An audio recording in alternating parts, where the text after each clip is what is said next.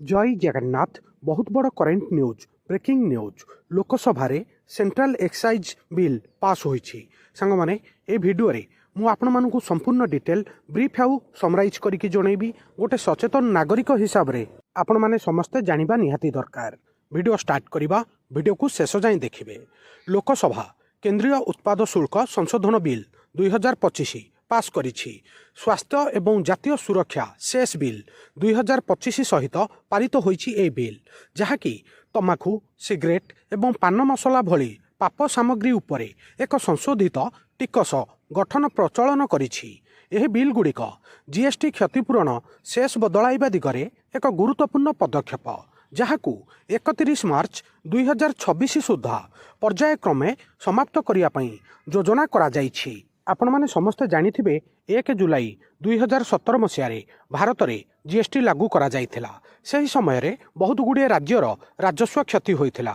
से राजस्व हानि को भरपूर करिया पई सरकार प्रथमे 5 वर्ष पई सेस लगाइथिले, जोटा कि जून 30 2022 पर्यंत कार्य करिथिला।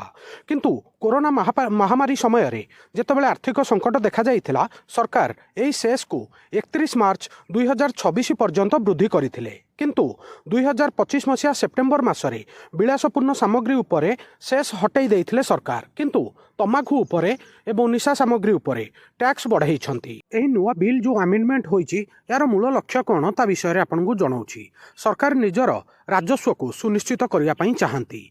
तमाखु, पान मसला भली क्षतिकारक सामग्री उपरे उच्च टैक्स बजाई रखिबा, साधारण व्यवहार टिकस आय को लक्ष्य भित्तिक जनस्वास्थ्य एवं जातीय सुरक्षा खर्च को स्थानांतरित करवा। आपण माने जानिथिबे कोविड-19 भली आर्थिक संकट समय रे राज्यगुड़ी को क्षतिपूरण दबा पई केंद्र द्वारा निया जाइथिबा ऋण परिशोध को समर्थन करवा। एही नूतन आईन रे कोन कोन प्रस्ताव दिया जाइछि ता विषय रे जणे दउछि। जो संशोधित आईन रे एही बिल तमाखु उत्पाद उपरे नूतन केंद्रीय उत्पाद शुल्क सहित विद्यमान सेस को बदलाई थाए। एही सेस लागिला परे वर्तमान सिगरेट, सिगार, जार्दा, पान मसला यार रेट बढ़िबो। या उपरे टैक्स वर्तमान अधिक लागिबो। जेमिति कि 1000 सिगरेट पई 5000 रु 11000 पर्यंत अबकारी शुल्क लागिबो एवं अननामित तमाखु उपरे 60 रु 70% टैक्स लागिबो। निकोटिन, इनहेलेशन उत्पाद उपरे 100% अबकारी टैक्स लागिबो। आपण माने जानिथिबे सरकार गोटे 40% नुआ टैक्स स्लैब लॉन्च करथिले 2025 मसीह रे। वर्तमान निशा सामग्री उपरे 40% जीएसटी उपरे ए सेस लागिबो। यह स्वास्थ्य एवं जातीय सुरक्षा सेस बिल 2025 नारे नामित होईछि। एही बिल रे पान मसला एवं पर सूचित जेकोसी अन्यान्य उत्पाद उपरे एक समर्पित सेस प्रचलन हब, जहाद्वारा सरकार निजर राजस्व वृद्धि करिपारिबे। एवं आउ गोटे मुख्य पॉइंट रखा जाइछि सार्वजनीन स्वास्थ्य कार्यक्रम, जहाद्वारा कि लोक माने निशा सामग्री कम कंजप्शन करिवे जेहेतु रेट अधिक होइजिबो एवं जातीय सुरक्षा पांठी को वृद्धि कराजिबो। आउ एही सेस केवल केंद्र सरकार ही आदाय करिवे, कौनसी राज्य सरकार को एथिरे अंशीदार करा जाई नाही।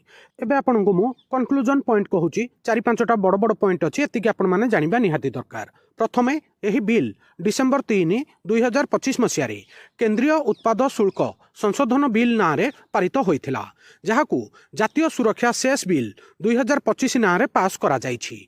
एगुड़िक तमाखु, पान मसला उपरे लागू हबो एवं सिगरेट रो उत्पाद शुल्क रे मध्य एडिशनल टैक्स लागिबो।